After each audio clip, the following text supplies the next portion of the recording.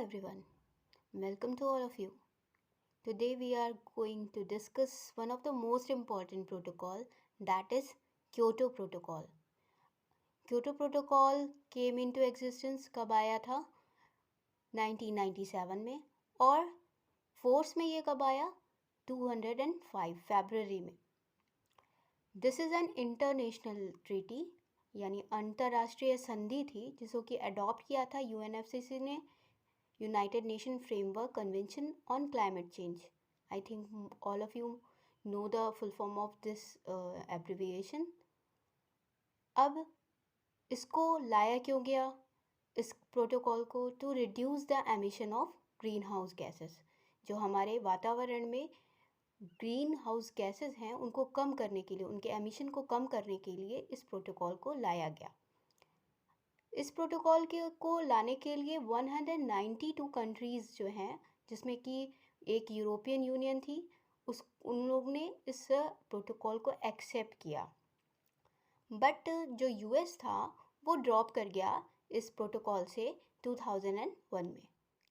अब वो कौन कौन सी मेजर ग्रीन हाउस गैस थी जिनको कि रिड्यूस करना था इस प्रोटोकॉल के अंडर में? तो वो थी CO2, CH4 यानी मीथेन, एंटीओन nitrous oxide, PFC, perfluorocarbon, HFC, hydrofluorocarbon and SF6 यानी sulphur hexafluoride. I think आप सबको पता होगा, जो कि मेजर कॉज थी ग्लोबल वार्मिंग का. ओके, तो मोर देन 100 कंट्रीज थी, that is developing countries including India and China, were exempted from the treaty. इस संधि से उन्हें दूर रखा गया था at that time.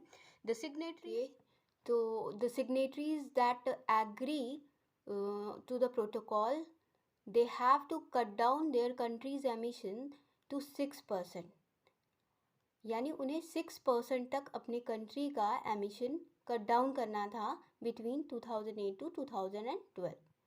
Conference of parties 18, that is COP 18, that was organised at Doha में ऑर्गेनाइज हुआ था. दोहा कतर का एक शहर है. इन 2012 क्योटो प्रोटोकॉल को एक्सटेंड कर दिया गया 2012 से 2020 तक, और लिमिट करने के लिए बोला गया 50%, up to 50% of their global carbon dioxide emission. In COP 26 that was organized in Glasgow, Scotland recently in 2021, उसमें ये टारगेट किया गया कि रिड्यूस करना है हमें अपना global green house emission up to 45% by 2030, okay, and to zero overall 2050. यानी 2050 तक, आने वाले 2050 तक हमें अपना overall global green house emission 0% तक लाना है. That is enough impossible, but we can do it. Okay, hope you understand the lecture. Thank you.